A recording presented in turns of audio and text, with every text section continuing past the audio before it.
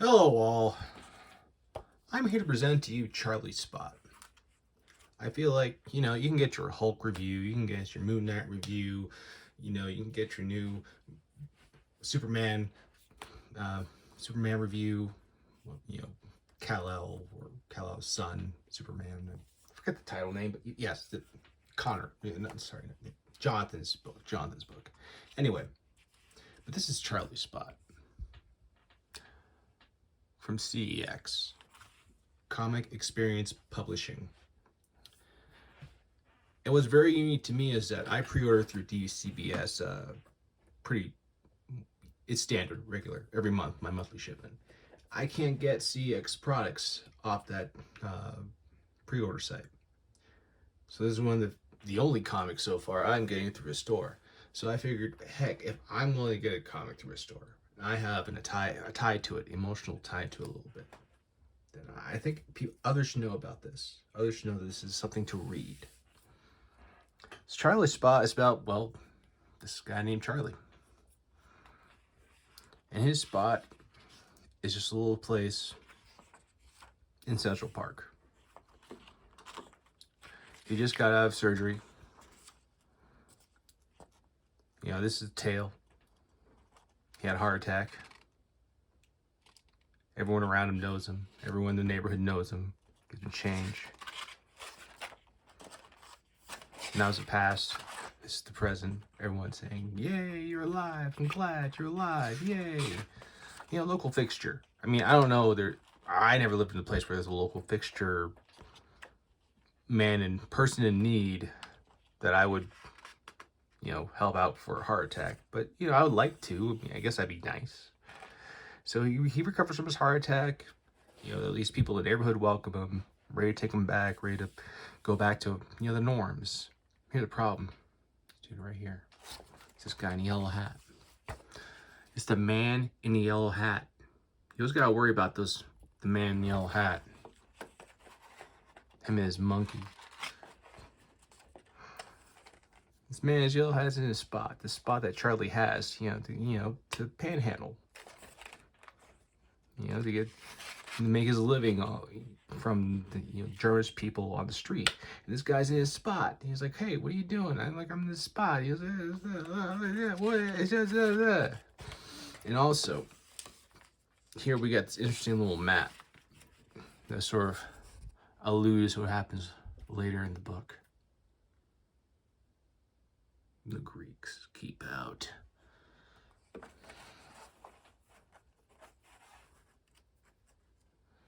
So he's being told, man in the yellow hat is basically being told by a woman that told by his employer to stay there, collect money. And of course, Charlie is really upset. And me just reading is like, wait, it sets the stakes right away. This guy's livelihood is, yes, fine, panhandling. All right, that's the way it is. But someone just takes his spot. And it's not just some other, man in need. It seems like some college kid. College kid is being run by this person in a car. And you're just like, hey, they're driving a car. They're living okay. What? This person who's not even in need is taking a spot? Two people? A system? What is this? So Charlie, that is what he's doing here. He's on a mission to figure out, why is his spot taken? Who took his spot? He wants to get his spot back from who took his spot. Oh, and as he put it, here's a little map. The Greeks. The Greeks. Looks like just a bunch of college kids, frat boys, causing trouble. That happens later. They apparently just do bum fights, pay the homeless and, the needy or people needing help, put them in fights for money. We continue on in the first issue, learning more about Charlie. And this is one good thing. It's that you listen to this story, I bond with the main character, Charlie, pretty darn quickly. And even the best superhero comics just seem to be lacking that nowadays. You know, setting up the stakes. Why should I care about Charlie? Because Charlie's got a heart attack. Charlie, you know, let's see. You know, he's in pain, recovering. Let's see what his life is. His life, he, you know, has to beg on the street. He has to ask for help. Then of course it gets complicated because you learn Charlie, he's not homeless. He does have an apartment. He did have a family. He's a veteran, has issues, and can't really have a normal job. So he paints, sells paintings, takes charity. That's what he does to get by. And he has assistants in the department. But what made me fall in love with this book is just how the story makes me care about Charlie. I mean, it's a simple thing. He's a veteran. He's trying to get by. He has his issues. He's not causing trouble. He paints, you know, the help as a therapy with his issues. He just wants to do what he has to do to get by and manage in society. Because, you know, he recognizes where he's at and he has a lot to work on. He's doing his best. And, you know, a person just swoops in and for profit. And he's trying to make a living and this person's swooping in for profit. I mean, imagine, you know, hedge funds doing this, you know, or, you know, Wall Street sharks coming in and saying, hey, make those corner spots, Central Park, you know. I'm gonna hedge our bets. Now, all those dinners and drinks, they cost money. This will help.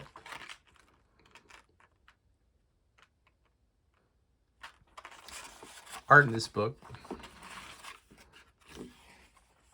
you know, pretty good. I mean, it's supposed to be, you know, set in reality, focused on reality in life. So I'm not looking for superhero fantastic art, and it just does the job. Like, everything's clear. I've never saw issues. There's character to every character on the page. There's always something unique about every person. I don't feel like I'm lost. There's not too much blankness in the background. You know, I know that I'm in a park. I know where the characters are. I know I'm supposed to orient myself in the story. So again, Meredith Laxton, illustrator, writer, George Ricano. I'm not familiar with any other works by either one of them. Of course, if I'm going through credits, Ali Pipitone, colors, Taylor Esposito, letters, Rich Dueck, editor. Oh, and the great hero of all, Beth, our proofreader. We need more heroes like you, proofreading. I mean, I need a proofreader most of the time.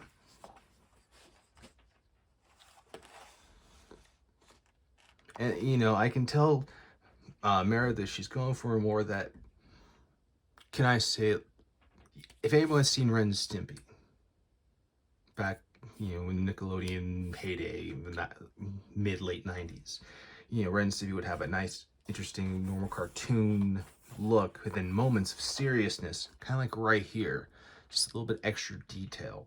Of course, Ren and Stimpy was just extreme detail to show grossness, but here just more detail, just the seriousness. It's like the seriousness combined with seriousness and more detail, but the impact of anime. Because seeing these lines right here, I know they're not exclusive to anime, or manga, I should say, but I feel like I see certain those kind of lines pressing into the eyes of the character more in manga. So I'm loving this kind of combination right here of the Western and even possibly Eastern influence of Japanese manga right in this picture, right here. Or I'm just making up in my head and adding stuff, which is probably the case. Because I don't know Meredith, other than that she does some decent work. But I will say it's the emotion of anger and feeling, wanting to root for the character that really brought me into the story. Kind of like akin to, let's say, Alien by Phil Kennedy Johnson. I wasn't too into it, of course, then, you know, the big twist that, you know, I believe it's issue 5, and you're just, oh, how could she? I don't know. It's that if it could produce anger, and me wanting to root for the character really makes me attached to the series.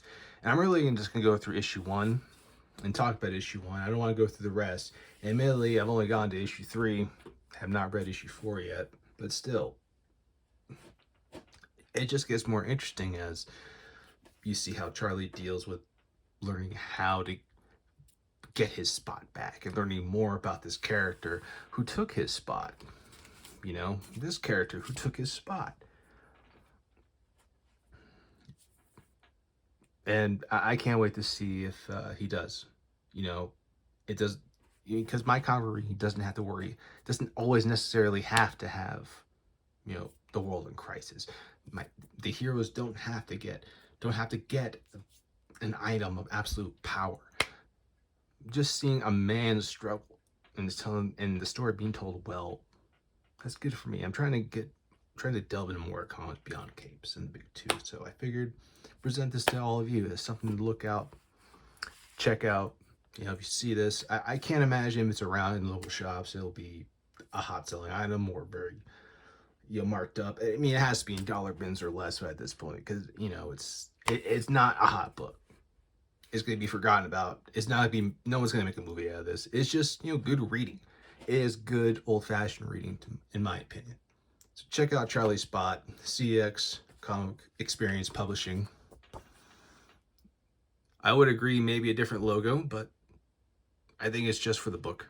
Yeah, okay. All right, that's just for the book because that's little bears in the book. But... all right, that's, now think about it, that's kind of cool. You know, pulling back from DC and Marvel just a little bit. But yeah, and it looks like you need to go to your comic book shop and ask for this. You go to our comic book shop and ask for this publisher, because I have not seen it on, supposedly on DCBS, but I'm not seeing Charlie Spot on DCBS, so I'm not sure what the deal is with that.